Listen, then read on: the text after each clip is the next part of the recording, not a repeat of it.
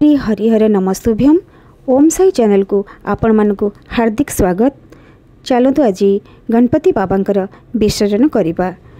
एबे आमर गणपति बाबांकर विसर्जन पाई जहाँ सब प्रस्तुति एबे सरीगलानी। एबे पूजारी भाईना तांकर पूजा प्रारंभ कर सारे। सतरे प्रभु गणनाथ ए धरापृष्ठ को ओल्हे आसीथिले किछि दिन पई आम संगरे रही आमर दुख सुखरे साथी होइथिले एवं आमे किछि मुहूर्त तांको पाखरे बितेइथिले। केते खुशी थिला से समय। आज बापा विसर्जन होउचंदी, मन को कष्ट होउची किंतु खुशी लगुची। बापा पुणी तांका माँ को जाउचंदी, पुणी वर्षकरे पुरी गले, पुणी बापा ओल्हे आसबे एवं आम सहित किछि दिन पई समय काटिबे। बापा तो केबे कुआडे जानतीनी, से सबुबले आम पाखरे अछंती, नहले दिन राति कोन होंदा। सतरे केते सुंदर समय एई मुहूर्तटा, केते सुंदर लागे जेतबले आम घरे किछि पूजा पर्व हुए। केते आम ओडिया घरर कहती 12 मासरे 13 पर्व। सतरे बहुत खुशी लगी थाए। एबे पूजारी भाईना दीप प्रज्वलन करी आरती करने को बाहरी गले।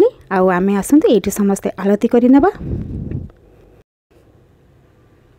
मु ए वर्ष बापा को 7 दिन रखी घरे, कारण मो हजबैंड आउट ऑफ स्टेट रुहंती, तो विसर्जन करने को मत असुविधा हम ना। इच्छा थिला अनंत चतुर्दशी जाए रखा को, किंतु जेहेतु समय मो पाखे नाही, तो से लगी मो बाध्य ही बापा को 7 डेज रे ही विसर्जन कर नहीं थी। आपणकर सुविधा अनुसार आपण 5 दिन आउ 3 दिन 1.5 दिन 7 दिन ना पूरा अनंत चतुर्दशी जाए रखिकी बापा को विसर्जन करेंगे। से किसी भूल न थाए। इठी बाबा को नवापाई आम प्रस्तुति कर सारू।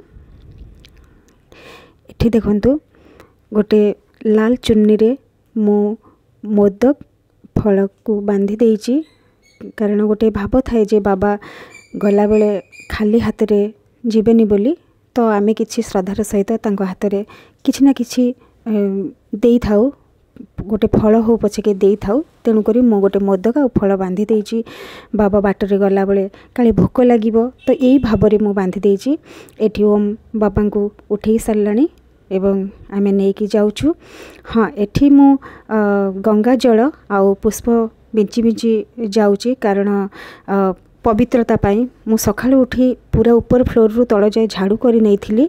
एबे खाली गंगा जल आ पुष्प बिंची की जाउची, कारण बाट तांकर जमती परिष्कार रहिबो। एठी ओम बाबा को धरी बसी साराणी। मु आ मो सान पुओ आमे पछरे बसिबु। तापरे एठी आमे चलिलु एबे महानदी को विसर्जन करिबा पई। प्रति वर्ष आमे 4 जण माने मो पुओ 2 जण और मो हजबैंड वाइफ आमे 2 जण जाई थाउ विसर्जन करिबा पई बापा को नेकी जाई विसर्जन करि थाउ। एठी देखंतु आमे आसी नदी रे पहुँची गलानु। एठी भी मु आउ थरे आरती बाबांकर करे नै थिली, कारण नदी तुठरे आउ थरे आरती करी बाबा को क्षमा प्रार्थना मागी आमे विसर्जन करि थाउ।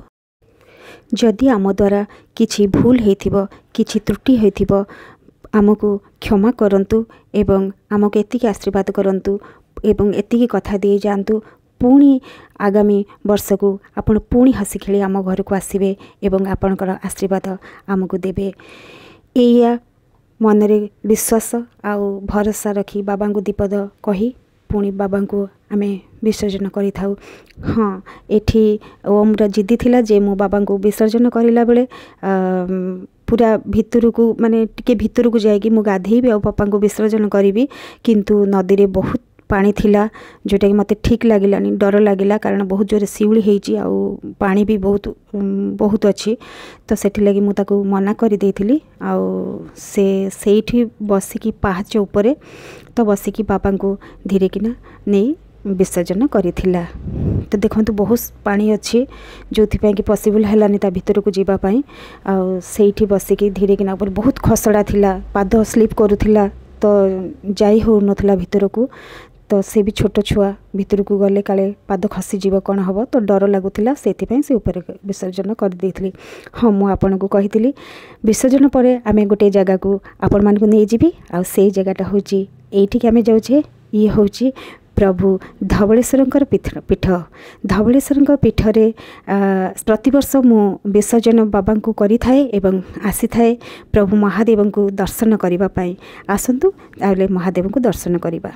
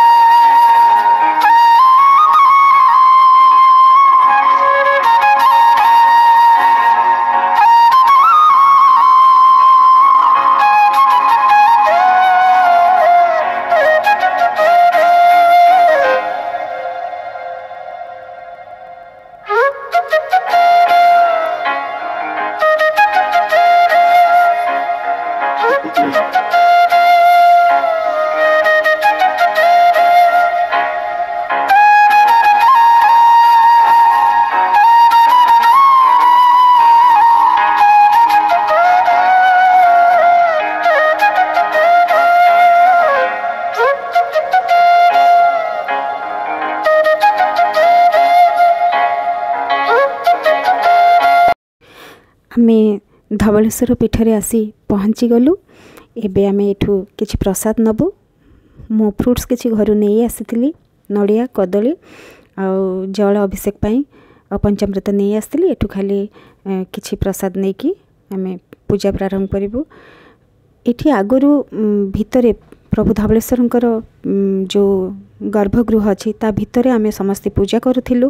एबे किंतु रेस्ट्रिक्शन हो जाइछि जे भितरे केही भी पूजा करेनि। तो प्रभु धवलेश्वर आग को गोटे उच्चा मंडप अच्छी जोठी स्थापित लिंग स्थापना कराही। आमे सेठारे सबु भक्त आसिकी पूजा करुचंती निज हस्तरे ब्राह्मण भाईना द्वारा। आमे एठी आसिकी पहुँची सारीचु। एठी देखंतु गोमाता जो क्षीर लोहणी जी घर्षण करुचे से सब को गोमाता टी खाउचंती। एठी आमे पूजा आमर एबे आरंभ हबो। आमर पूजारी भाईना आसी सारलेनी एबे पूजा एठी आरंभ करिवे।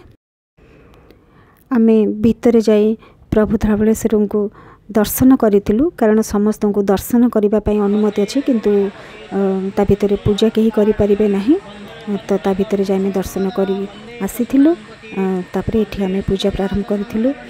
एठी आम हाथ रे ब्राह्मण भाईना जहाँ सब आनी बाबांकर चढ़ाइवाई सब चढ़ाई देते। एठी देखंतु बाबा को मुझे देखी देछि भीतर दृश्य केते सुंदर लगुचंती। बाबा सज होइचंती। केवल पूजा टाइम रे ब्राह्मण भाईना जाइकी तांकर सब नीति सारी दे थांती तापरे बाहर को आसी थांती। एबे हमर संपन्न पूजा संपन्न होइछि एवं आमे एबे घर को फेरुछु। एठी देखंतु बुक स्टोर रु किछि बुक मो नहीं जाइछि पूजा पाई। एठी एतिकी थिला हमर यात्रा आजिर।